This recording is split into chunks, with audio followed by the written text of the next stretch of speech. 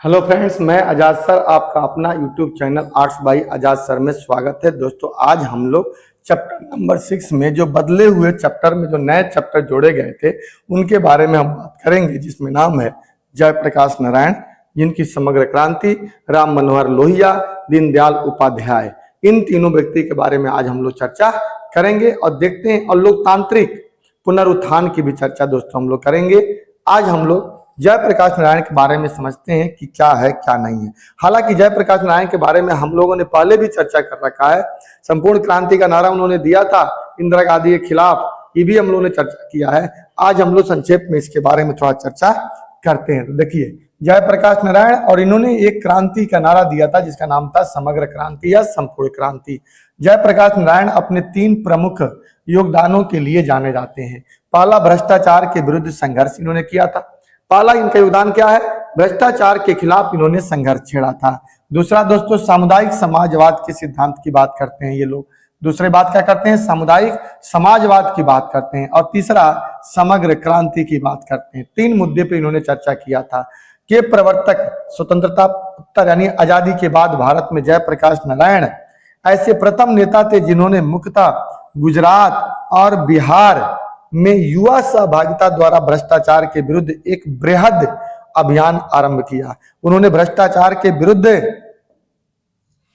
लोकपाल संस्था के पक्ष से समर्थन भी किया। सामुदायिक समाजवाद का उनका सिद्धांत समुदाय, क्षेत्र एवं राष्ट्र के त्रिस्तरीय रूप में एक यथार्थ संघ का उदाहरण उद्भुत करते हुए भारत को समुदायों के एक समाज के रूप में दृष्टिगत करता है। उपरोक्त सिद्धांतों पर आधारित अपने समग्र आंदोलन के आधार पर, सिद्धांत क्या थे? 3 ही तो थे, त्रिस्तरीय था उनका, ठीक है, वो बात करते थे। और उन्होंने सिद्धांत में समुदाय, क्षेत्र और राष्ट्र की बात कही थी और 3 चीजों के पक्ष के लिए जाने जाते थे, ठीक है। आधारित अपने समग्र आंदोलन के माध्यम से जयप्रकाश नारायण व्यक्ति, समाज और साथ ही साथ राज्य के रूपांतरण का प्रतिपादन करते हैं। समग्र क्रांति के लिए उनका आह्वान नैतिक, सांस्कृतिक, आर्थिक, राजनीतिक तथा पारिस्थितिकीय रूपांतरण के समावेश की पहल है। उनका राजनीतिक रूपांतरण लोकतांत्रिक राजनीति में प्रतिनिधियों को वापस बुलाने के अधिकार, ग्राम्य मोहल्ला समितियों के महत्व तथा देश की स्वच्छ राजनीति में ऊपर के लोगों को विशिष्ट वर्गों के राजनीतिक संघर्ष में सम्मिलित होने का एक आह्वान है। जयप्रकाश नारायण के अनुसार इस रूपांतरण का मूल तत्व कौन है? व्यक्ति है। व्यक्ति चाहे तो हर जगह परिवर्तन कर सकता है। व्यक्ति ही परिवर्तन का सबसे बड़ा द्योतक होता है। जो भारत में परिवर्तन का प्रमुख द्योतक है, कौन है? वो व्यक्ति है, इसका नाम है जयप्रकाश नारायण। कहते हैं कि व्यक्ति ही परिवर्तन कर सकता है, व्यक्ति ही उस समाज का धुरी है जो चाहे तो किसी भी प्रकार का परिवर्तन उसमें कर सकता है। इसीलिए केंद्र बिंदु के तौर पे किसको लेकर चलते हैं? व्यक्ति को लेकर चलते हैं। इस प्रकार हमने जयप्रकाश नारायण के बारे में देखा। अब आता है दूसरे व्यक्ति जो थे, उसमें जयप्रकाश नारायण के बाद राम मनोहर लोहिया तथा लोकतांत्रिक समाजवाद। इनका समाजवाद कैसा था? सामुदायिक समाजवाद की वो बात करते थे, ये लोकतांत्रिक समाजवाद की, क्योंकि लोकतंत्र में भी समानता मिलनी चाहिए। राम मनोहर लोहिया भारत में समाजवाद के प्रमुख प्रतिपादकों में से एक प्रतिपादक माने जाते हैं। समाजवाद को लोकतंत्र से संबद्ध रखते हुए उन्होंने लोकतांत्रिक समाजवाद, ठीक है, कौन सा? लोकतांत्रिक समाजवाद का विचार का प्रतिपादन किया। लोहिया भारतीय समाज में पूंजीवाद और साम्यवाद दोनों को ही समान रूप से अप्रासंगिक मानते थे, यानी महत्व नहीं देते थे। उनके लोकतांत्रिक समाजवाद के 2 सिद्धांत थे, भोजन एवं शरण के रूप में आर्थिक उद्देश्य तथा लोकतंत्र एवं स्वतंत्रता के रूप में गैर आर्थिक उद्देश्य। मतलब एक आर्थिक उद्देश्य और एक गैर आर्थिक उद्देश्यों को लेकर चल रहे थे। लोहिया ने चौर्भुज राजनीति का प्रतिपादन किया था, जिसमें उन्होंने राजनीति तथा समाजवाद के 4 स्तंभों का वर्णन किया जो परस्पर एक दूसरे के संबद्ध है।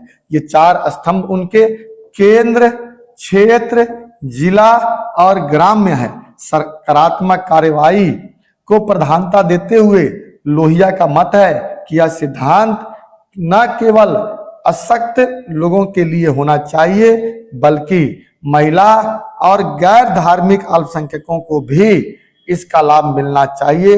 लोकतांत्रिक समाजवाद के प्रणेता माने जाते हैं। चौरभुज राजनीति के सिद्धांत पर आधारित राम मनोहर लोहिया समाजवादी दल पार्टी ऑफ सोशलिज्म का पक्ष समर्थन करते हैं, जो सभी दलों के विलय का एक प्रयास है। लोहिया के अनुसार समाजवाद दल 3 प्रतीकों पर आधारित होगा। कुदाल जिसका प्रतीक था प्रयास, मत जिसका प्रतीक था मताधिकार, और बंधन ग्रह जिसका समर्पण का प्रतीक बनाता है। इस प्रकार दोस्तों राम मनोहर लोहिया अपने इन कार्यों के माध्यम से समाज में समाजवाद लाना चाहते थे। और वो कैसा समाजवाद? लोकतांत्रिक समाजवाद के बहुत बड़े वो क्या थे? पक्षधर थे, और लोकतांत्रिक समाजवाद को लेकर चलना चाहते थे। इसके साथ ही एक तीसरा व्यक्ति थे जिनका नाम था दीनदयाल उपाध्याय, और इनका जो सिद्धांत था वो एकात्म मानवतावाद। पंडित दीनदयाल उपाध्याय एक दार्शनिक भी थे, समाजशास्त्री भी थे, और साथ ही साथ अर्थशास्त्री के साथ साथ राजनीतिज्ञ भी थे। उनके दर्शन को एकात्म मानवतावाद कहते हैं। एमसीक्यू में दोस्तों क्वेश्चन ये पूछा जा सकता है। कहा जाता है कि जो एक स्वदेशी सामाजिक आर्थिक प्रतिमान का प्रतिपादन है, जहां मानव विकास का केंद्र होता है, व्यक्ति तथा समाज की आवश्यकताओं के मध्य समन्वय स्थापित करते हुए प्रत्येक मानव के लिए एक गरिमामय जीवन सुनिश्चित करना एकात्म मानवतावाद का उद्देश्य है। उनका कहना था कि मानव के जीवन में गरिमा होना चाहिए, और गरिमापूर्ण जीवन जीना ही मानवतावाद का एक सबसे बड़ा क्या है? प्रणयक है। ठीक है। एकात्म मानवतावाद प्राकृतिक संस्थानों के समोचित उपयोग का समर्थन करता है, जिससे इन संसाधनों की पुनर्पूर्ति हो सके। यह न केवल राजनीतिक अपितु आर्थिक तथा सामाजिक लोकतंत्र एवं स्वतंत्रता को भी बढ़ाता है। चूंकि यह सिद्धांत विविधता का संवर्धन करता है, भारत जैसे विविध राष्ट्र के लिए यह श्रेष्ठकर है। एकात्म मानवतावाद का दर्शन निम्न 3 सिद्धांतों पर आधारित था। कितने पर आधारित था? 3 सिद्धांतों पर आधारित था। समग्रता की प्रधानता, धर्म की सर्वोच्चता, समाज की स्वायत्तता। 3 चीजों पर यह बात थी, 3 चीजों को लेकर चलता था। पंडित दीनदयाल उपाध्याय पश्चिम पूंजीवादी व्यक्तिवाद और मार्क्सवाद समाजवाद दोनों के विरोधी थे।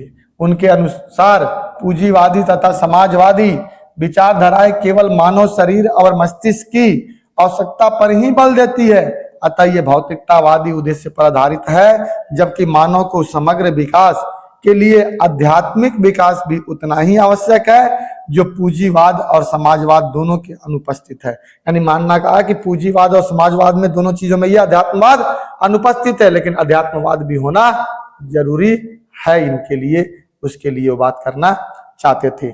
आंतरिक चेतना, पवित्र मानवीय आत्मा पर आधारित अपने दर्शन जिसे चित्त कहते हैं, दीनदयाल उपाध्याय एक वर्ग विहीन, जाति विहीन तथा संघर्ष मुक्त सामाजिक व्यवस्था की परिकल्पना करना चाहते थे।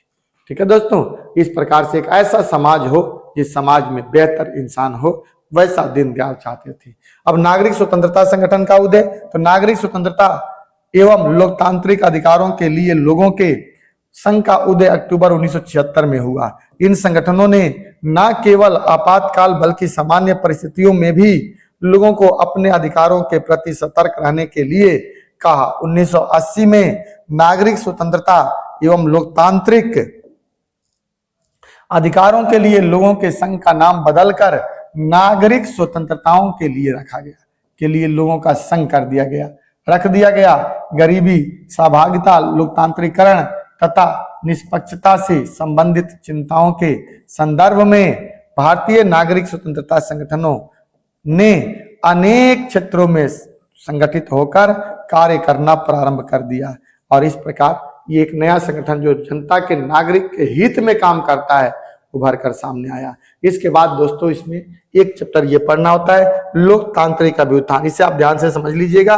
लोकतांत्रिक अभ्युत्थान का मतलब होता है कि समाज में जागरूकता, यानी व्यक्ति को अपने देश, अपनी समाज, अपनी लोकतंत्र के प्रति जब जागरूकता बढ़ती है और बढ़ चढ़ के जब वो वोट में भाग लेने लगता है, इसी को लोकतांत्रिक अभ्युत्थान कहते हैं। हमारे देश में 3 बार लोकतांत्रिक अभ्युत्थान हुआ है। पहला लोकतांत्रिक अभ्युत्थान 1950 से लेकर 70 के बीच में हुआ, दूसरा लोकतांत्रिक अभ्युत्थान 1980 से लेकर के 90 के बीच में हुआ, और तीसरा 1990 के बाद हुआ, जो हमारे देश में उदारीकरण, वैश्वीकरण और निजीकरण को लाया गया, जागरूकता बढ़ी।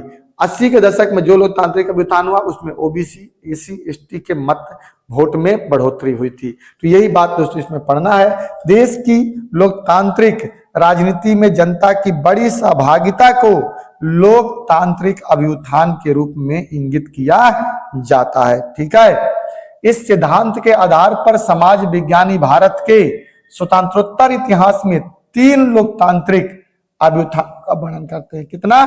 तीन तरह के लोकतांत्रिक अभ्युत्थान हुए थे। पहला लोकतांत्रिक अभ्युत्थान 1950 के दशक से लेकर के 70 के दशक तक चिन्हित किया जा सकता है, जो केंद्र और राज्य दोनों की लोकतांत्रिक राजनीति में भारतीय वयस्क मताधिकारों के वोटों की बढ़ती हुई सहभागिता पर आधारित था। मतलब इस दौरान धीरे धीरे वोटों की संख्या बढ़ रही थी, तो 50 से लेकर 70 का दशक हो गया। पश्चिम के इस मिथक को मिथ्या सिद्ध करते हुए कि एक सफल लोकतंत्र आधुनिकीकरण, नागरीकरण, शिक्षा और मीडिया पहुंच पर आधारित होता है। संसदीय लोकतंत्र के सिद्धांत पर लोकसभा तथा राज्यों की विधानसभाओं में चुनाव के सफल आयोजन ने भारत के प्रथम लोकतांत्रिक अभ्युत्थान को सार्थक बना दिया और ये सफल हो गया। यहाँ पर धीरे धीरे लोगों ने क्या किया? मत के वोट देने की क्षमता को आगे बढ़ाया और दुनिया में इस मिथ्या को सिद्ध कर दिया। मतलब मिथ्या को नकार दिया कि गरीब अमीर देश में ही लोकतंत्र होगा। नहीं, गरीब देश में भी लोकतंत्र हो सकता है। ये करके हमने 50 से 70 के दशक में प्रूव कर दिया। अब आता है 80 के दशक में समाज के निम्न वर्गों तथा अनुसूचित जाति, अनुसूचित जनजाति तथा अन्य पिछड़ा वर्ग की बढ़ती राजनीतिक सहभागिताओं को द्वितीय लोकतांत्रिक अभ्युत्थान के रूप में हम देख सकते हैं। व्याख्या किया गया है, इस सहभागिता ने भारतीय राजनीति को इन वर्गों के लिए अधिक अनुग्रही तथा सुगम दिया। यद्यपि इस अभ्युत्थान ने इन वर्गों को, विशेषतः दलितों के जीवन स्तर में कोई व्यापक परिवर्तन तो नहीं किया है, परंतु संगठनात्मक तथा राजनीतिक मंचों पर इन वर्गों की सहभागिता ने इनके स्वाभिमान को सुदृढ़ और देश की लोकतांत्रिक राजनीति में इन वर्गों के सशक्तिकरण को सुनिश्चित करने का अवसर प्रदान किया कि आप ओबीसी, एससी, एसटी को नजरअंदाज करके आगे नहीं बढ़ सकते हो। अब 1990 के दशक के प्रारंभ में उदारीकरण, निजीकरण तथा वैश्वीकरण के युग एलपीजी के आय को एक प्रतिस्पर्धात्मक बाजार समाज के उद्भव के लिए उत्तरदायी माना जाता है, जिसमें अर्थव्यवस्था, समाज, राजनीति के सभी महत्वपूर्ण क्षेत्रों को सम्मिलित किया जाता है। उदारीकरण का यह दशक तृतीय लोकतांत्रिक अभ्युत्थान के लिए मार्ग प्रशस्त करता है। तृतीय लोकतांत्रिक अभ्युत्थान एक प्रतिद्वंदी चुनाव राजनीति का प्रतिनिधित्व करता है। ठीक है दोस्तों, जो श्रेष्ठता की उत्तरजीविता पर के सिद्धांत पर आधारित ना होकर योग्यता की उत्तरजीविता पर आधारित है। यह भारतीय चुनावी बाजार में 3 परिवर्तनों को रेखांकित करता है। राज्य से बाजार की ओर, सरकार से शासन की ओर तथा नियंत्रण राज्य से सुविधा प्रदाता राज्य की ओर। इसके अतिरिक्त तृतीय लोकतांत्रिक अभ्युत्थान ने इस युवा वर्ग की सहभागिता को भी इंगित किया है, जो भारतीय समाज का एक महत्वपूर्ण भाग है तथा भारत की समकालीन लोकतांत्रिक राजनीति में अपनी बढ़ती चुनावी प्राथमिकता की दृष्टि से विकास तथा प्रशासन दोनों के लिए वास्तविक परिवर्तन के रूप में उदित हुआ है।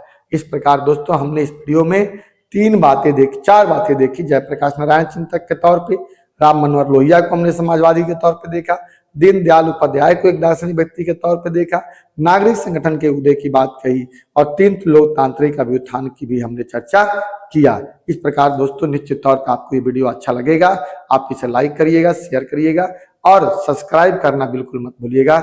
जय हिंद, जय भारत।